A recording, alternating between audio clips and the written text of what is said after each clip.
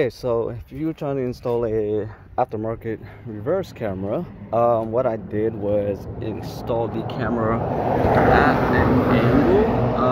You have to have it at an angle, otherwise your camera lines that's going on this reverse camera, if it actually comes with camera lines, it's gonna be off. So you don't want it pointing upwards, up, and then that being facing the passenger. You want it to be angled downward so you can see the road clearly and see where you're actually reversing into. So I installed it on this 2012, actually 2013 Chevy Camaro.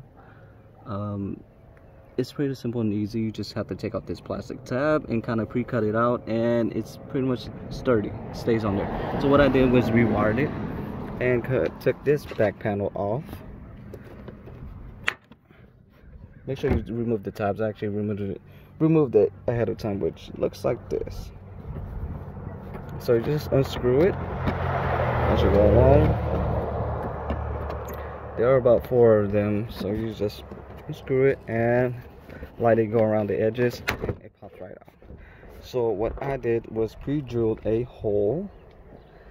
I would say it's about the size of a 14mm, if not bigger, and just to get the wires to pop through.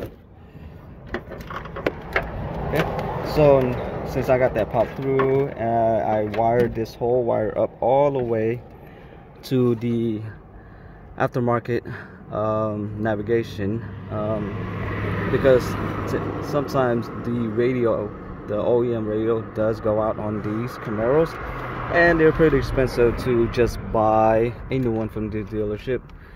Might as well just go aftermarket, because the original one is, you know, sometimes you don't get the touchscreen and panel, and kind of is boring from there on. So you want to do is trying to get these wires, which is the ground and positive wire, which is the hot, trying to get it to connect to this reverse light. So to do that, you have to remove this panel, these little clips. So you can grab one of the clips I just had. Okay, there you go. And you can either use a flathead or a clip removal and just go around it. It's usually better off if you actually have the right equipment for this, and it just pops right off. Take this off. Okay, so as you can see, I already took off 2 clips and the last one, lifting it up. Just take this off, set it to the side, make sure you have all your clips together, and you just want to unplug this reverse light, just like that, but without anything falling. So that piece, you know, I'm not really sure how that managed to fall, but it goes on here. Technically you don't really need it because it still plugs right in, but it's a support. Not sure how that happened. Okay, just try to take it out slowly so you don't have those accidents. And then what you want to do is I already remove these screws. So you need a T15 to remove these star bits, and also a 7mm socket, or you can actually use a 9/32. So I got this little mini socket that actually really works. It's meant for both socket holder and a bit screw. So you can actually put one of these bit screws